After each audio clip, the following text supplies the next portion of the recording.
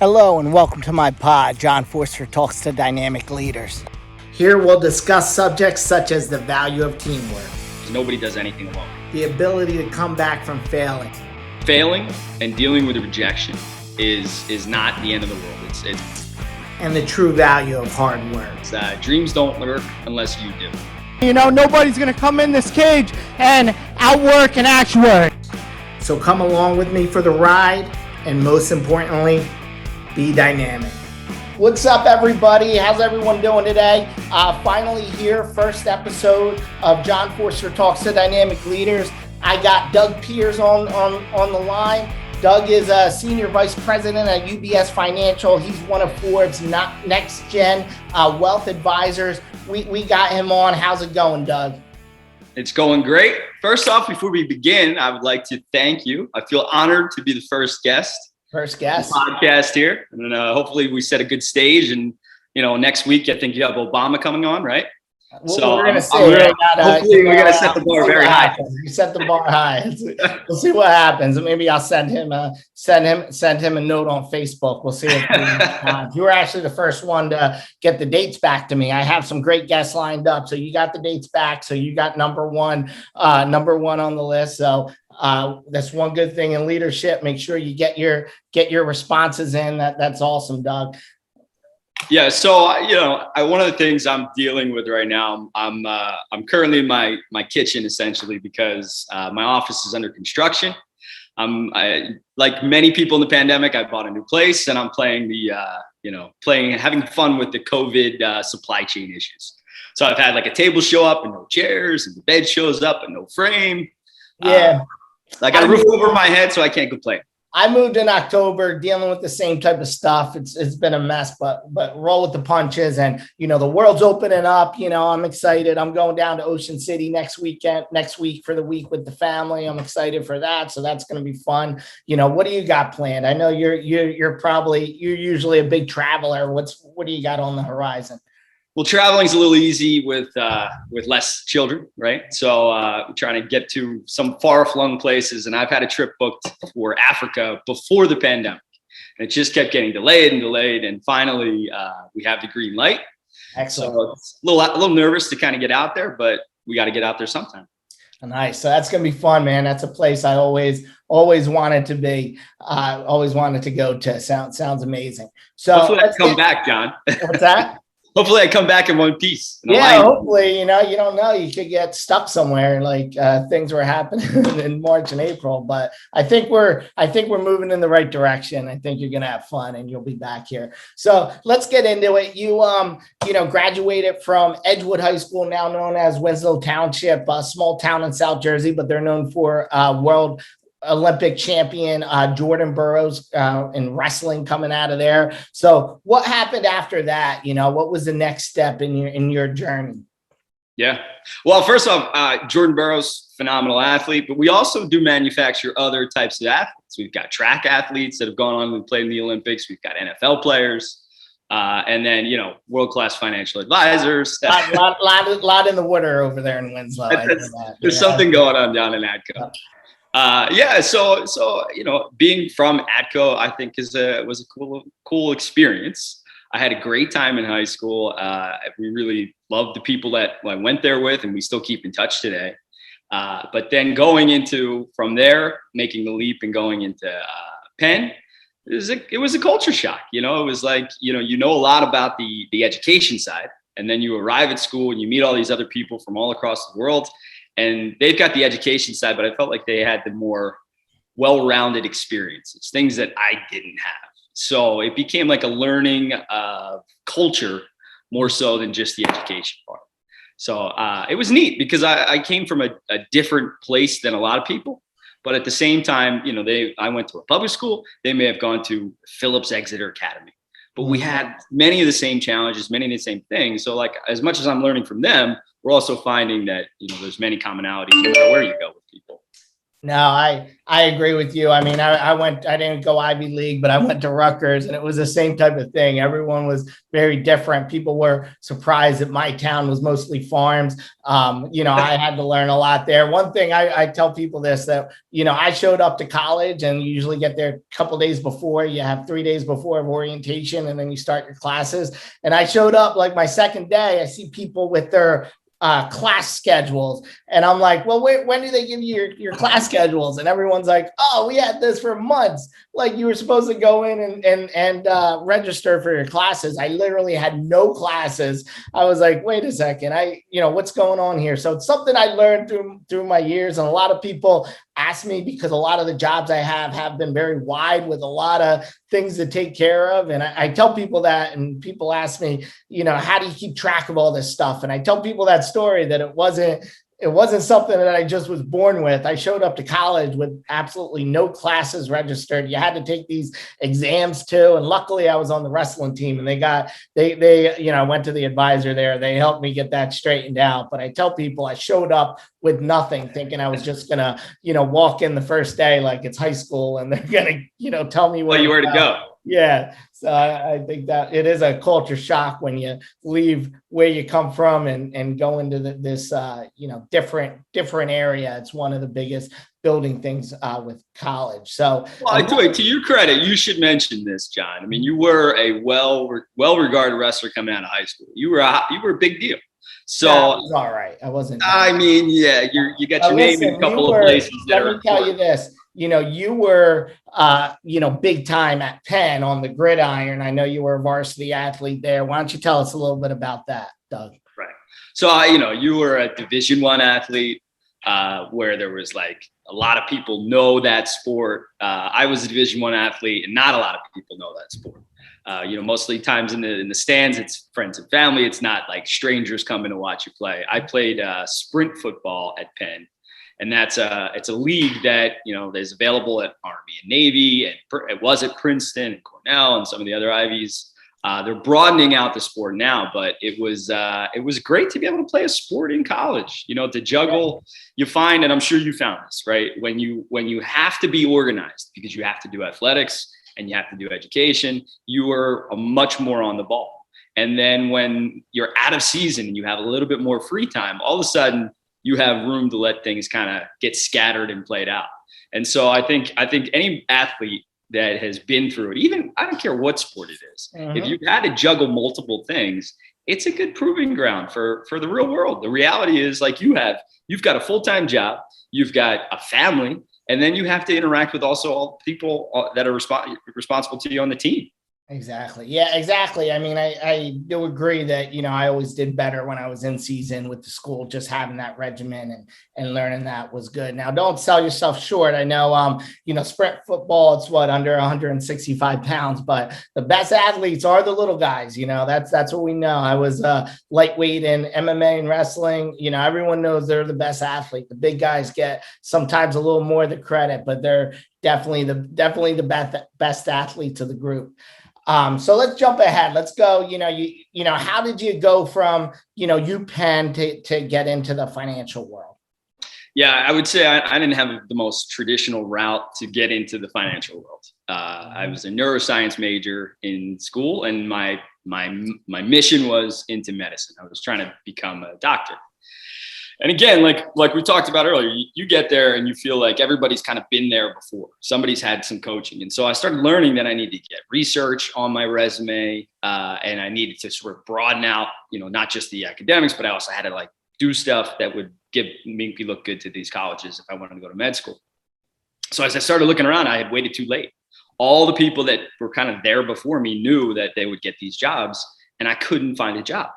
And so I was hard up one summer, and a friend of mine, he said, hey, listen, you're looking for work. It's not the field you're looking for. He was a mortgage loan officer. And so I had no idea anything about that world, science guy coming into the finance world. And I learned that you can help people. I learned that there's a lot of people that have no idea what's going on. And so you can fulfill something that they're concerned about. So that speaks to what I was trying to do in medicine, that they had an issue, we're going to help them with a solution. And so it opened my world up to, personal finance and credit and how you buy a home and things like that. And also, frankly, it was a lucrative summer job, and so I learned about helping people and building a business. And those two elements kind of set the seed for where I went the next. Yeah, so that's great. I mean, I'm definitely a big proponent in getting people in as interns or summer positions. I've done that throughout my career, and I think that's what a lot of that's the test, right? You go in there, and it might be something you definitely don't want to do, or it could lead to something that you didn't want to do at first, but then figure out this is something that I want to do. So it's a good way to kind of stick your toe in the water and see what is out there. So that's a really good point, John. Like knowing what you want to do. It's knowing what you don't want to do. Exactly. Being able to rule out things like, hey, I've tried that. Mm-hmm. It's not for me. That's a great way to build success on anything.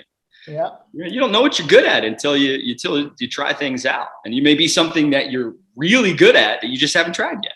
Like archery. Have you ever tried archery? Maybe you're a world-class archer. I tried. I'm not a world-class archer. Oh, okay. All right. It's fun. I like doing that, but I miss all that. I'm lucky if I get it on the board when I tried. So, all right. So, what would you say was the biggest challenge in your career? Obviously, you probably faced some adversity, some challenges. What would you say is the biggest challenge when you were getting into this profession? Yeah, I would say I think a lot of fields are like this in that, athletes know this. Failing and dealing with rejection is not the end of the world. It's a learning.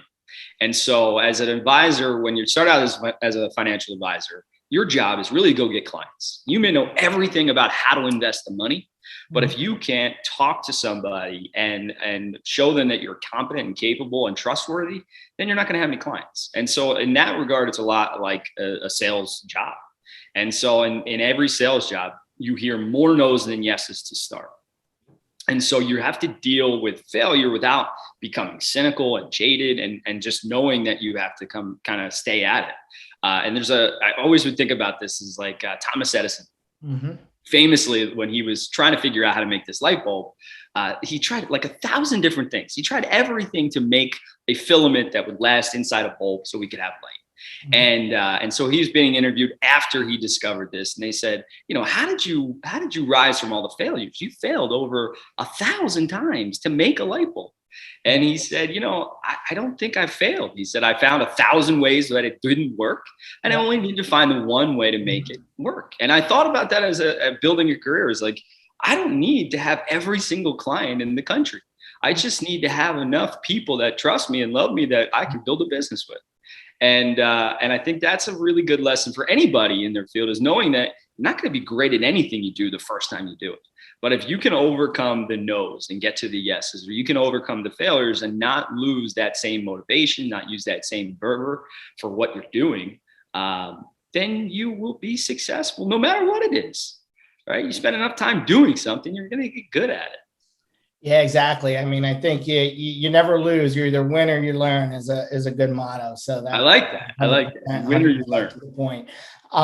So then, so you also you're not, at your level now, you're not doing everything yourself. You're also managing a team. Why don't you tell us a little bit about keys to successes in managing a team and keys to successes in moving that team forward? Yeah, that's a really good point. It's like, I think the big lesson is nobody does anything alone. Mm-hmm. And I think that if you're trying to be successful, you want to have an impact. And again, there's an analogy with sports in that you come into a team and you're a freshman and you're just on a team, you're happy to play and you hope that you can make the field. And then as you're on that team longer, you look around and you're now the senior. And people are looking to you for responsibilities and things like that. And so you have to kind of lead by example. And I think with a team, a couple of lessons I've learned is that surround yourself with good people and listen to them, right? That's an important part. But also that, you need to be direct with people in setting expectations. And I've read a few books that kind of lead into the similar topic. And there's one book called Radical Candor, I think distills everything to its essence, which is you have to be empathetic. People have to know that you care, but you have to be direct with people. And then the author talks about this example where she had to hire a friend. She loved working with this person. They got along really well, but she realized that she had to then fire them because they weren't living up to her expectations. Mm-hmm. And as she's firing this person, he stepped away and he said, you never told me that that's what you didn't like that about me. Yeah. And so we as people being empathetic, we think that we're helping people to be nice to them and showing them that you care, but you really can help somebody by setting an expectation and doing it from a point of love. You can be very direct with people and not care. Like that's the Steve Jobs example where, it's not that he didn't care, but he was too direct and they felt that he didn't care enough about them personally, but it got the job done. He burned a lot of people out throughout the process, but you can have success with people if they know that you care. You can tell them things that they need to work on that are difficult to hear. And again, leading it back to athletics, we share that in common is that we've all had coaches that have screamed at us, yelled at us, but we knew ultimately it was to make us a better person and a better athlete. And so in the business world, I don't think it's any different. Obviously, you want to have a little bit more professionalism than you might show in the athletic field, but to be able to show somebody that I care about you, but I also need you to do these things. And if there's a misstep, hey, let's talk about that, but let's get it corrected and let's not ignore it as an issue because I don't want to hurt your feelings. So I think that those are knowing that lesson is important, but practicing that lesson is really difficult. It's a challenge with everything. It's like anything else. You start out and you let people know this is what I'm trying to do, and I want to teach you to get better. And then the more you do that, I think people are receptive to it and they stop taking it as a personal attack. They take it more as an opportunity for growth.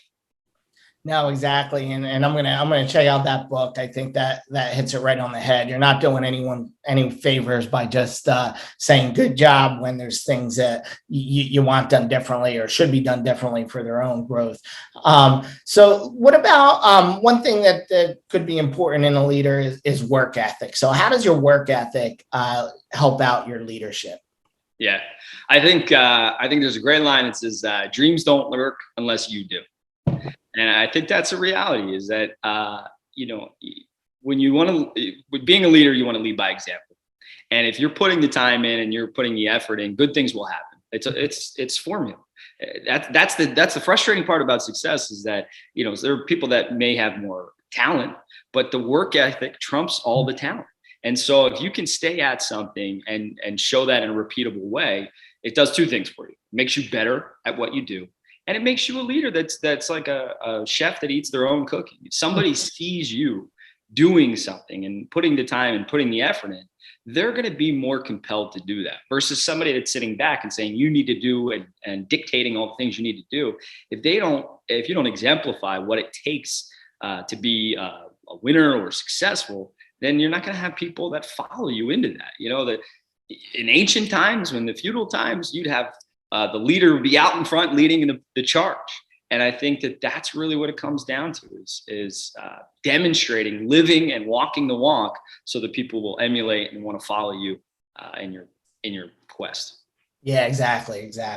So what advice would you have for somebody on the flip side of things? You're a financial advisor, you're helping people get started with their finances. What would you say? What would your best advice to be for somebody that wants to get their finances together? Okay. So my first piece of advice is ignore free advice, right? You get what you pay for.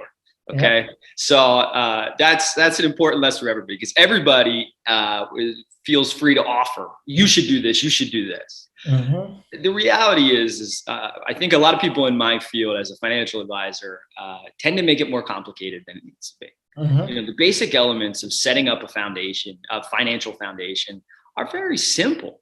But it's like everything else, like workouts are very simple, but if you don't have somebody holding you accountable to do it, then you're not going to do it. Mm-hmm. And so I think the most important things you can do for yourself is set up your long-term game plan because it takes a long time for whether it's retirement or kids' education, as you'll find out. Mm-hmm. It takes a lot of money to do that, but you don't do that overnight. You do that on a little bit of time, but you do that for a long period of time. And I think that a lot of other things is that the market does all the hard work. Your job is to just almost keep your hands out from the market doing what it's supposed to do.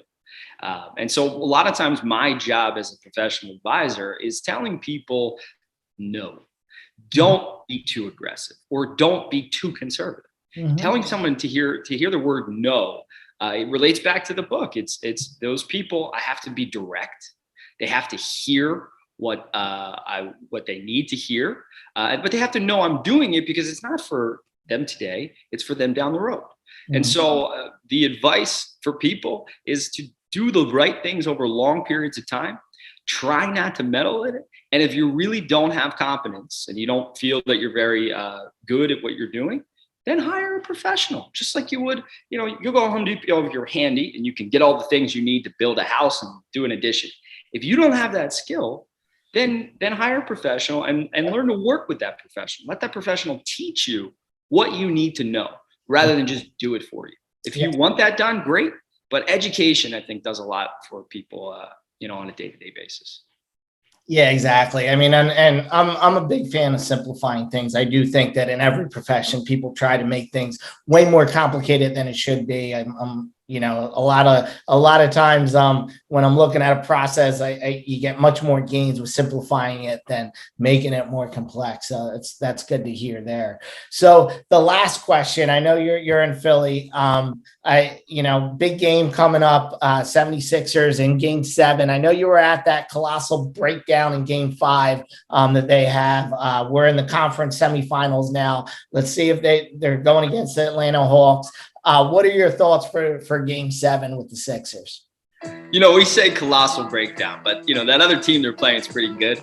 So let's give a little credit to the players on the other side of the court that are making shots and doing the tough things. I think like most Philly fans, a lot of success that they have happens when I'm not watching. So I think that may be I have a dinner tonight, so maybe they'll jump out to a big league because I won't be watching. But I think that it's about heart at this stage. And in game 7, they're home, so that's an advantage. And if they have heart, they can't have one person, just like any team. You can't be successful just with one person.